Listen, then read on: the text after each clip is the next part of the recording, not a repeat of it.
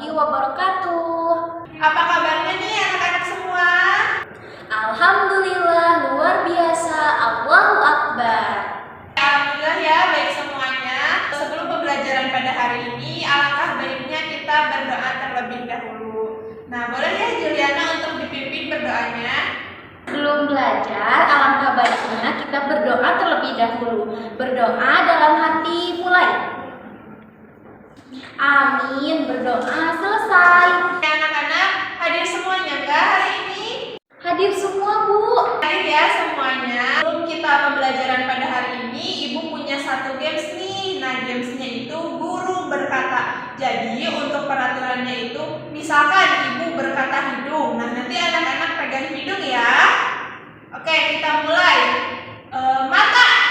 Mata. Tangan. Tangan. Telinga. Telinga.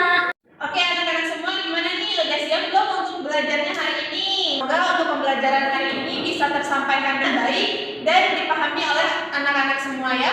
Karena kemarin kan kita sudah belajar mengenai energi dan perubahannya. Untuk hari ini kita akan belajar mengenai daerah tempat tinggalku.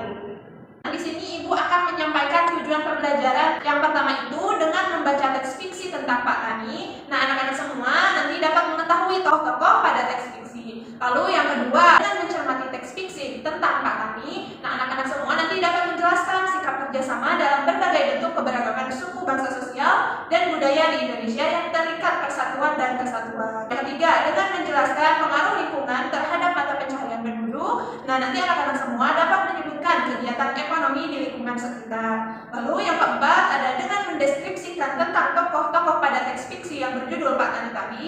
Nah, anak-anak semua dapat mengembangkan kecerdasan linguistiknya. Lalu yang kelima ada dengan Ibu nanti berikan model make a match. Nah, nanti anak-anak semuanya dapat melatih diri ya untuk bekerja sama dan berpikir secara berkelompok dengan teman-teman yang lainnya. Anak-anak, di sini Ibu akan menjelaskan lingkungan yang mempengaruhi mata pencaharian penduduk di suatu daerah. Nah, dengan mata pencaharian penduduk di suatu daerah berbeda gitu ya dengan daerah lain tentunya. Misalkan di daerah tersebut itu mata pencahariannya nelayan, di lain misalkan menjadi pedagang seperti itu.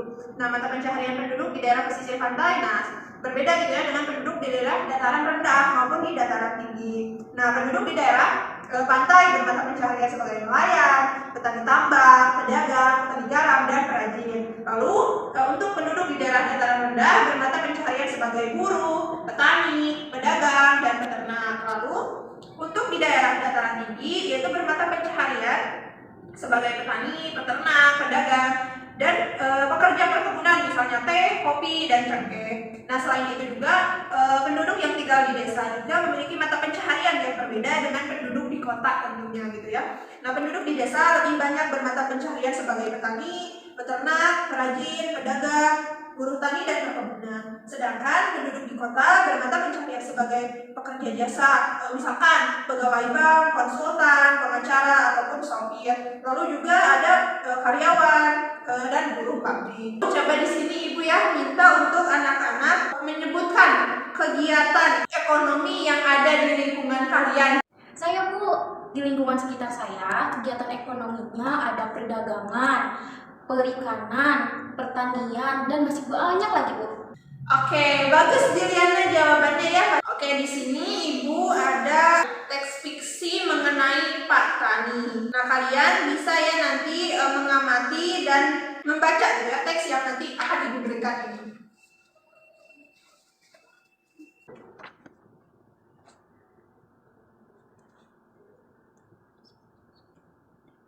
Jadi setelah kalian membacakan teks Pak Tani tersebut, nanti kalian akan mendeskripsikan apa sih gitu yang telah kalian baca di dalam teks fiksi Pak Tani tersebut. Oke? Baik, Bu, saya akan menjelaskan mengenai tokoh Pak Tani dalam teks fiksi ini. Nah, Pak Tani di sini, dia itu selalu bertanggung jawab dan jujur, dan dia selalu membimbing keluarganya.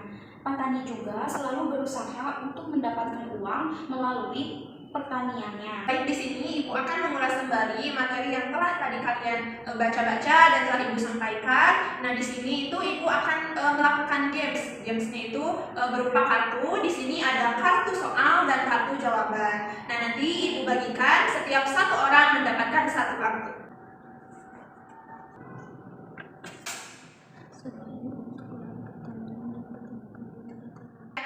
sudah dapat semua ya kartunya. Nah, di situ kalian bisa gitu ya mencocokkan antara soal dan jawabannya kepada gitu ya teman-teman kalian.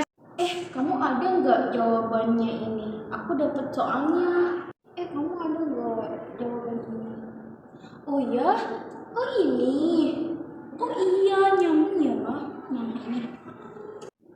Oke, baik, tadi kalian sudah ya mendapatkan jawaban dari setiap soalnya. Jadi dapat disimpulkan gitu ya dari apa-apa yang tadi kalian dapatkan dari kartu tersebut, bahwa mata pencaharian penduduk di suatu daerah itu berbeda tentunya gitu ya. Misalkan mata pencaharian penduduk di daerah pesisir pantai berbeda dengan penduduk daerah dataran rendah maupun daerah dataran tinggi. Nah, penduduk di desa utamanya gitu ya, yang di desa itu misalkan banyak bermata pencaharian sebagai petani, peternak, perajin, pedagang, buruh tani, dan perkebunan. Lalu ada di penduduk daerah bermata pencaharian di daerah pantai itu misalkan sebagai nelayan, petani tambak, pedagang, petani garam, dan perajin. Sudah bisa dipahami ya semuanya tentang materinya, supaya kita gitu ya lebih semangat lagi. Kita tetap semangat dulu yuk, bareng-bareng ya. 1, 2, 3. Tetap semangat. Semangat. Oke, baik, di sini Ibu akan membagikan soal evaluasi. Nah, di sini kalian mengerjakannya harus dengan jujur ya. Oke, Ibu bagikan terlebih dahulu. Banyak sekali.